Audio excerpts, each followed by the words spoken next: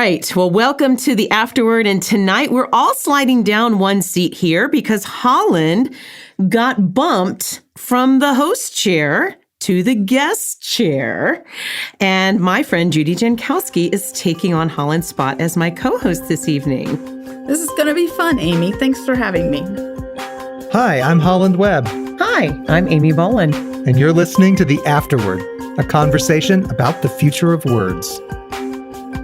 Well, I'm excited about this too, Judy. I love to do this with you and having this opportunity to be together. And I would love for you to take a second and introduce yourself because I know you for so long, but Holland and Carlton and our listeners may not know you. Well, I'm a licensed professional counselor, and I'm also a certified addictions counselor, and I have an office, a practice in Spartanburg, South Carolina. There are 8 counselors, and we do everything from marriage counseling to addiction counseling to domestic violence and everything in between. That's excellent. And so also, Judy and I will be talking with Holland, and I'm sure that everybody kind of knows you, Holland, because we've talked about you. If you've listened to the Afterword. If you've listened once. to the Afterword. But, right. Holland, before we introduce Carlton, tell us a little bit about you. Oh, my goodness. I didn't know you were going to make me introduce myself. Yes. You know that have you ever seen that little cartoon on Facebook where it has... there's all those people sitting around in a circle and Satan is standing at the front and he says, welcome to hell. And the guy said, this doesn't sound so bad. And then he says, now everyone stand up and introduce yourselves one by one. That's about how it feels. Oh, come on. No, I co-host the Afterword podcast with Amy and spend my days as a full-time writer, contracting mainly with businesses, although I do occasionally write devotions, and I've written devotions for Devozine, which is a teen magazine. One for a kids devotional, the name of it just walked out of my head. Keys for Kids. Keys for Kids, thank you. And then Keys for Kids just started another a teen magazine as well, a teen devotional, and I've written one piece for them, which was on fathers, actually. Yeah. So, I think the reason I want you to introduce yourself is because not only are you part of the Afterward podcast, but you have some street cred here. You've got some credentials. The part about how I have children. Well, we haven't talked about the subject matter yet, so we're going to get there in just a second and why you would even want to do this. But we'll talk about that in a minute. So, Carlton, you and Holland have just released their debut book, a 60-day devotional for fathers called Adventures in Fatherhood.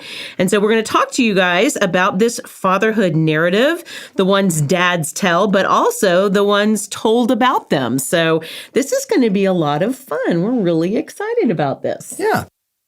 So, Carlton, I don't know you at all. So can you take a second to introduce yourself? My name is Carlton Hughes, and I love chocolate and long walks on the beach.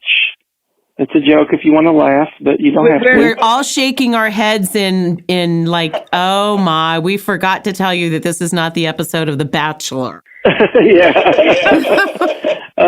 But I'm a professor of communication and journalism at Southeast Kentucky Community and Technical College.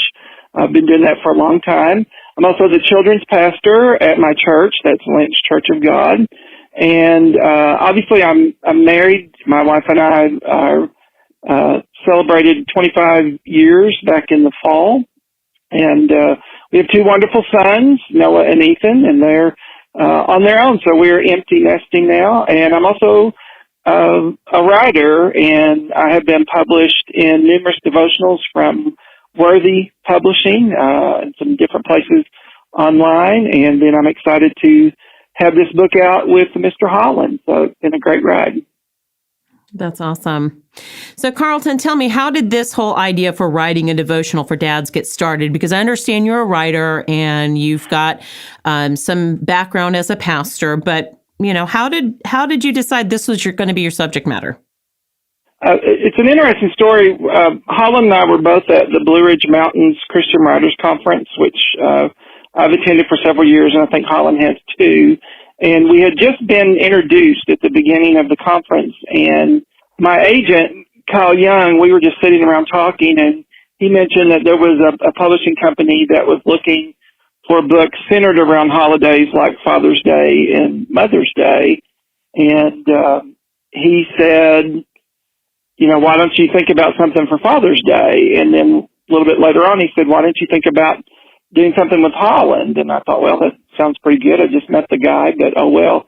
And then Holland was actually commuting back and forth to the conference. I think it was probably 2.5 hour drive one way every day. You can correct me on that.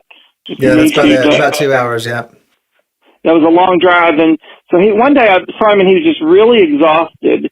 And he said, I just went and booked a room. And I replied, well, if I'd have known, you could have just bunked with me for the night because I have an extra bed that's not being used. So I went and got my $70 back. That's what it was. He rushed back to the desk to get his money back. And so I gave him a place to stay for the night. And we just ended up hitting off and talking more than sleeping. And we just kind of hatched the idea for this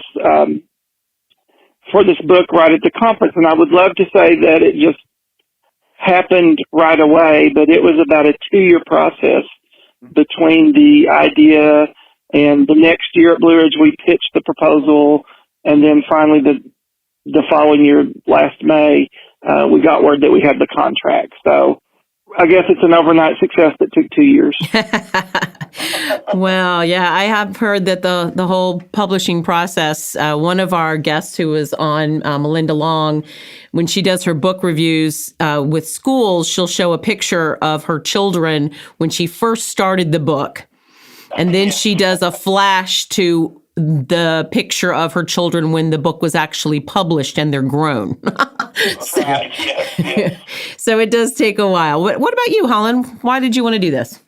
I'm not sure what made me decide to start writing devotionals. I think I realized that it was a quick way to get published and it was also a quick way to kind of start getting some ideas and thoughts available to people, because if you read devotionals, you read one a day. Well, you got to have 365 of those to get you through a year. And a lot of people do read them. So the first ones that I wrote were for Devozine, which is a publication of the Upper Room for teens. And, I had never written anything for teens before. I'd never written a devotional before, but I sat down and one of the subject matter that they were talking about in one of their little, sections, they have these things you have to write about each time, themes. One of them was on gentrification.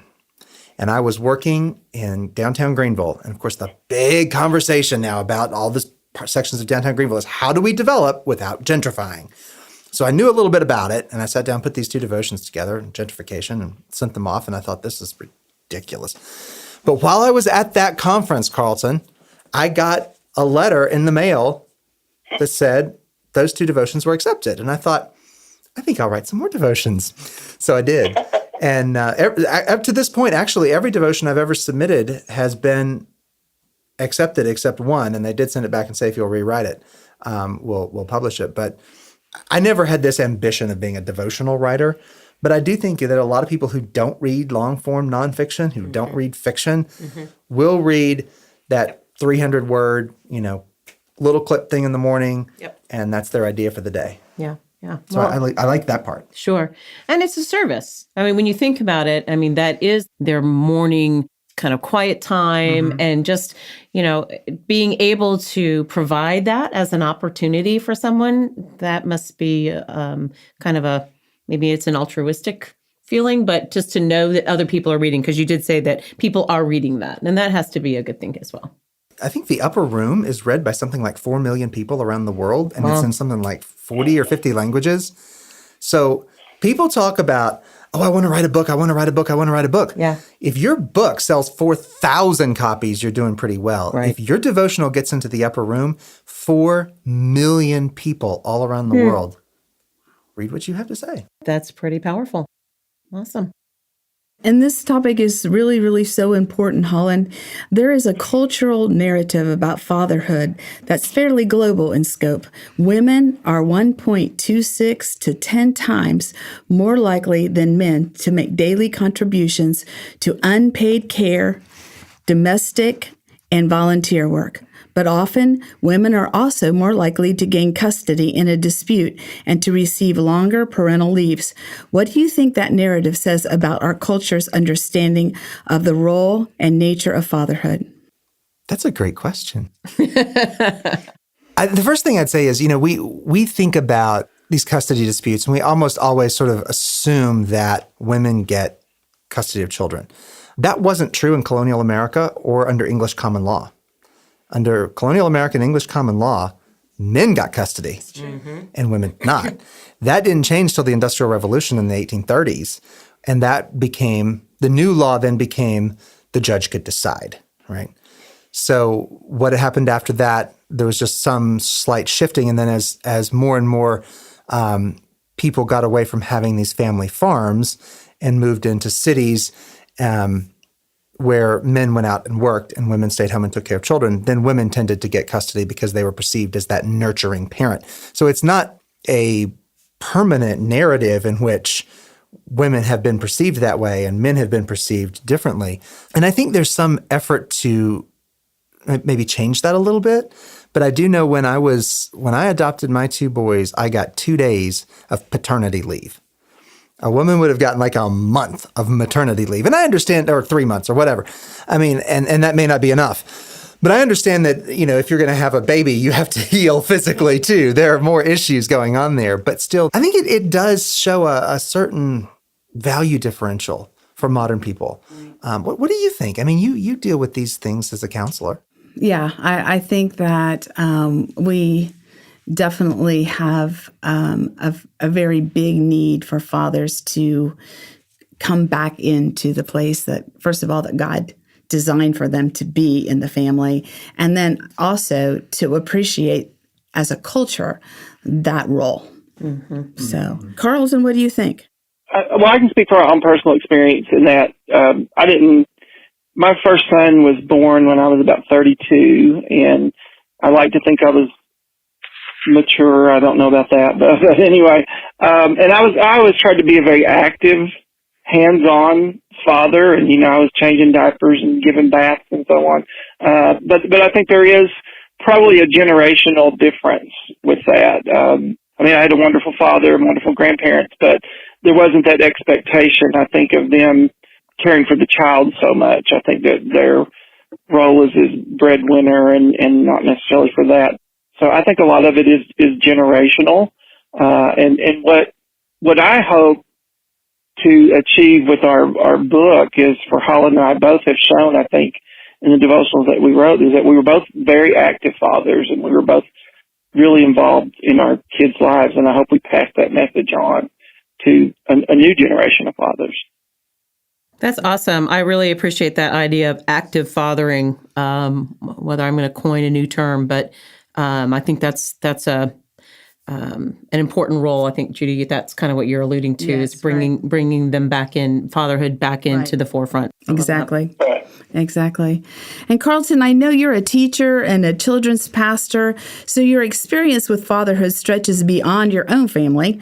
What are the real life stories of fatherhood you're seeing repeated in your settings as a teacher and minister? And part two of that question, what can folks do who may have a negative father image as it relates to God?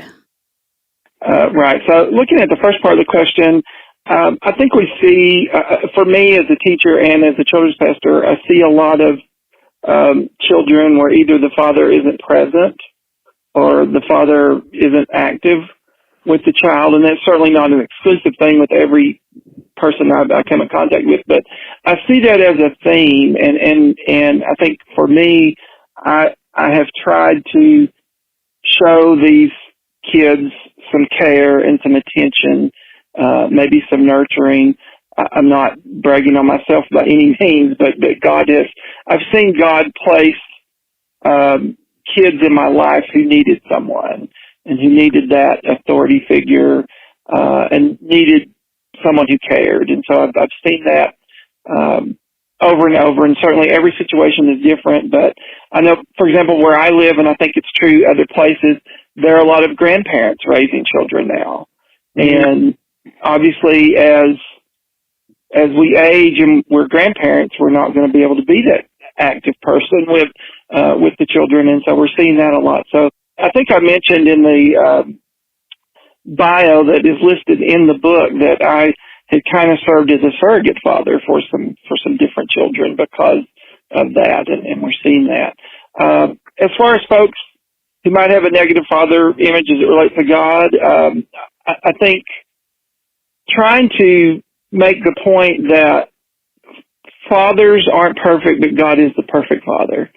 You'll read stories in Adventures in Fatherhood where I wasn't the perfect father, woefully so at times, and we make mistakes, but I don't think that needs to reflect on our Heavenly Father, because He's perfect and loves us with a perfect love. And I have friends who grew up without fathers, but they have come to the realization that God is the Heavenly Father and that He will take care of us. So I think it's just communicating that part of it, that yes, we are human and we're fallible and we're going to make mistakes, but your Heavenly Father is not, and He's going to love you with that perfect love. That's a tough one, though. That takes time. I mean, it's very tough, and more you see kids growing up without a traditional family unit, and it is a challenge. That is so true. I see it all the time. What are your thoughts about that, Holland? Oh, wow. Well, I think Carlton speaks from a little bit. Carlton's older than I am. Has everybody realized that yet? Did that need to be stated? I'm just It did, actually. It did. It did. It was the reason that I'm saying that is that. Bring that point up, yeah. All right, I'm curious about So this. I'm a little bit younger, so I think that a lot of sort of the fragmentation of the traditional family unit, at least in the U.S., didn't really take off probably until the 60s. Am I right about that?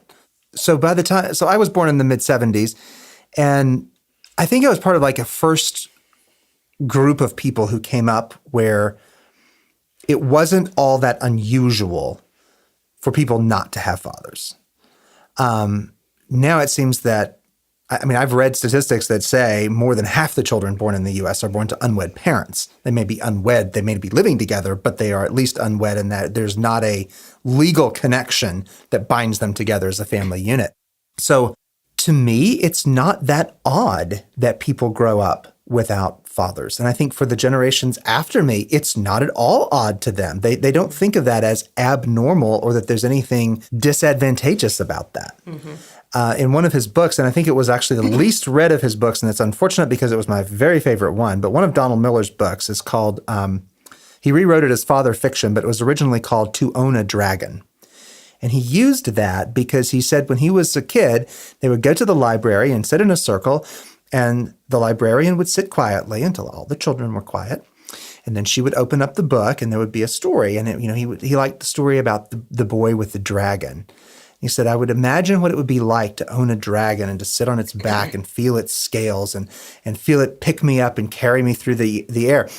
And he said, I could more easily imagine what it was like to own a dragon than I could imagine what it was like to have a father.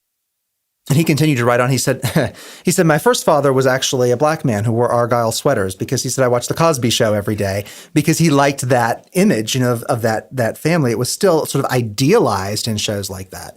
So I don't spend enough time with children today to know, but when I did teach school, you could certainly tell when you had families with a more intact unit and where you had these kids that they may have had great mothers, but there was still something missing, and it was clear in their behavior and their self-perceptions and the way that they interacted with you and where they understood boundary lines to be and whether they understood that those boundaries applied to them. It was more likely to be an issue for them.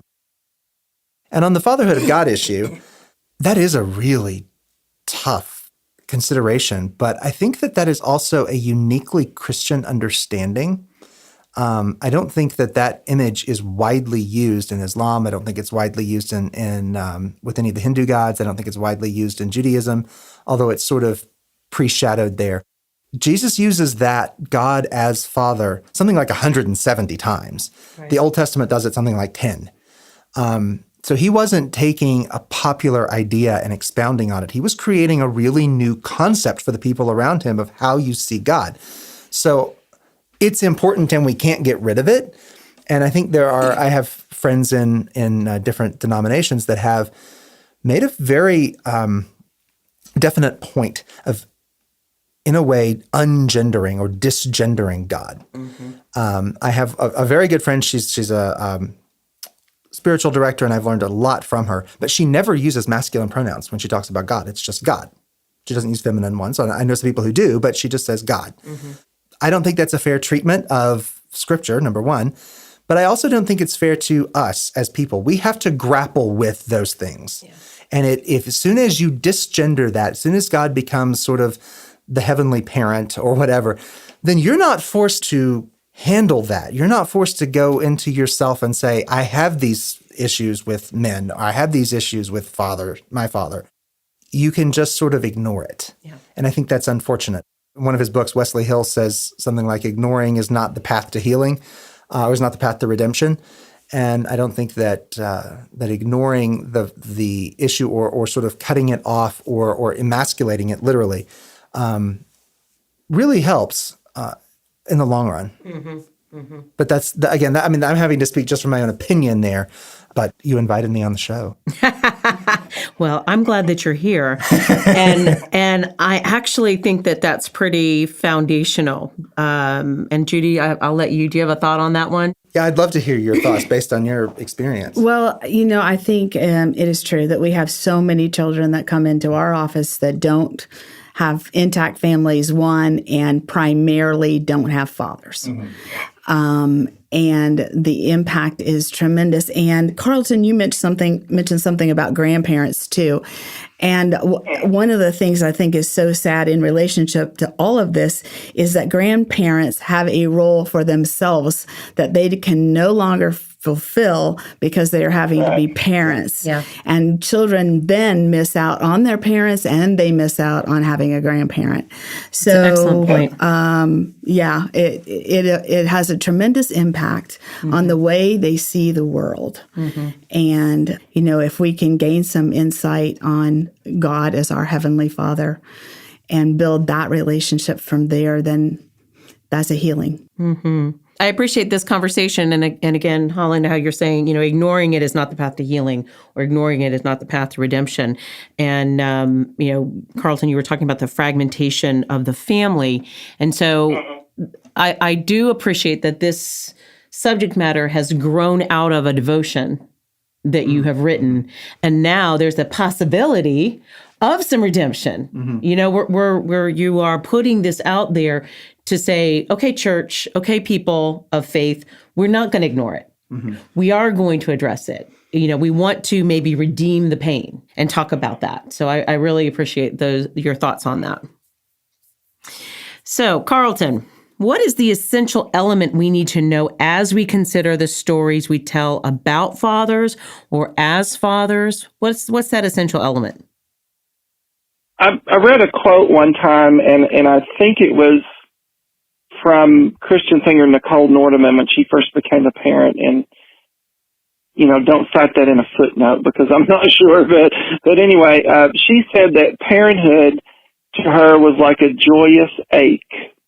And I thought that captured things beautifully because parenthood and being a father brings you great joy. And I think a lot of the devotionals that we wrote in this book signify that. But then there's also that ache there that you want your children to do the right thing. Your children are not always going to do the right thing. Your children are going to do things against what you have taught them. That's just part of their growing up. If God is my father, I haven't always done what he wanted me to do, and I kind of understand that now. And so I think just capturing the essence of it is that being a father and being a parent is not sunshine and lollipops every day. And there's the good and there's the bad and there's the ugly. And what I tried to communicate in several of my devotionals is that I wasn't the perfect father just because my name is, on the title of the book, on the cover of the book, doesn't mean I'm the expert. It just means that I tried to be an active present father, warts and all, and it wasn't always a perfect situation, but I got through it, and God helped me, and I learned a lot of lessons from it, and that's what's in the devotional. And so I think that's the main thing for me, is that you don't have to be a perfect father, but you need to be a present father, and for better or for worse. Mm-hmm. That's awesome. How about you, Holland? Oh, wow. I thought that was really good. And one of what you said, Carlton, one of the reasons that I like being able to write devotionals is you don't have to be an expert, right? You sort of expect that if someone writes the how-to guide on fatherhood, that they've got the degrees and they've done the research. But we can just share stories and scriptures that are meaningful. Yeah, I said before we pressed record that I felt a tremendous sense of imposter syndrome. And it's not for writing this story. Or this book. I write little short pieces all the time and pay my bills doing that. The imposter syndrome is there can't be anyone less qualified to talk about fatherhood than I am. I grew up entirely without one.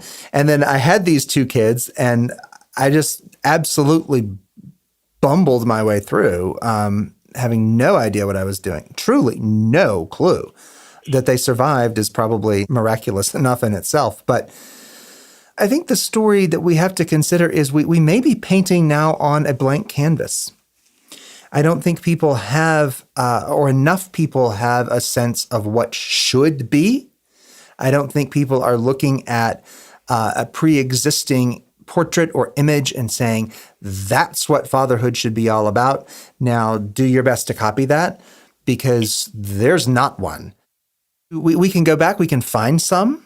We can read stories, we can watch movies, we can talk to people about their past. I had very interesting conversations. We actually started writing this before my mother's dementia got so bad. And so she told me lots of stories that I was able to include in the book. I assume those stories are true now that I realize, what's happened cognitively with her. But she did argue with me about like one little thing, and it had to do with the number of miles. In one of the stories, there's a number of miles had something to do with the story. So I don't know. Maybe I got it off. But anyway. No, but I don't think there's something that we're all having to compare ourselves against. I don't think there's a meta narrative. I think there are lots of tiny little narratives, and we have to start sorting through those and digging them out and putting them together into something that works, a story that works functionally for us. I appreciate that. There's that phrase, Carlton, the ugly beautiful, or as my cousin likes to remind me, the salted caramel. Caramel isn't good unless it has salt in it. And so, I appreciate the, not a perfect father, a present one. And I agree with you, Holland, we are creating a narrative. But what I also love about this, because this is a devotion, and because you are talking about this concept of God being a father, he does present himself with many names of God. And there's many facets to how we can approach God. And so this idea of a canvas and how we can look at fatherhood, I think does offer maybe some flexibility in how we present that. And not perfect, but progressing. Mm-hmm. So I like that. Mm-hmm. So Holland, tell us a little bit about your book, Adventures in Fatherhood, and where can we get it? Well, I was going to bring you a copy, and I walked out of my house without one. Well, so I'll have to mail it to you. Yes, that's okay. But I will do that. It comes out April 2nd. It's a 60-day devotional, so it lasts 2 months. It's sort of a gift. Well, it is a gift book, so there's a lot of artwork in it that we did not create. We just created the words. The artwork was someone else. But you can buy it on Amazon. It's called Adventures in Fatherhood by Carlton Hughes and Holland Webb. You can buy it through Christian book distributors. You can buy it at brick and mortar bookstores, both Christian and secular. But the release date is April 2nd. So I lie. It was the 7th, not the 2nd. I'm present but perfect. Present but imperfect. Oh! Present, not perfect. Okay. That's what he said. That's what he said. I was trying to play off your comment earlier. And it rattled me when I realized I had left my book at home. That's okay. That's okay. That's okay. Well, this is going to be exciting because I do think this is a very timely topic. One of the things that on the Afterword, we try to look at macro trends and how they intersect with all things literary. And it's no accident that we do have a licensed counselor here with us as a co-host who has feet on the ground, has seen that. And my role as a teacher, I see this daily. I'm talking front lines every single day. There is usually a conflict that has something to do with this topic. So it is a hot topic. It is a macro trend. And so I'm really excited that we have Carlton Hughes and Holland Webb, who are the co-authors in this book called Adventures in Fatherhood. And just so excited to have this conversation as we think about what we want to do as we move into this idea of active fathering as opposed to absent fathering.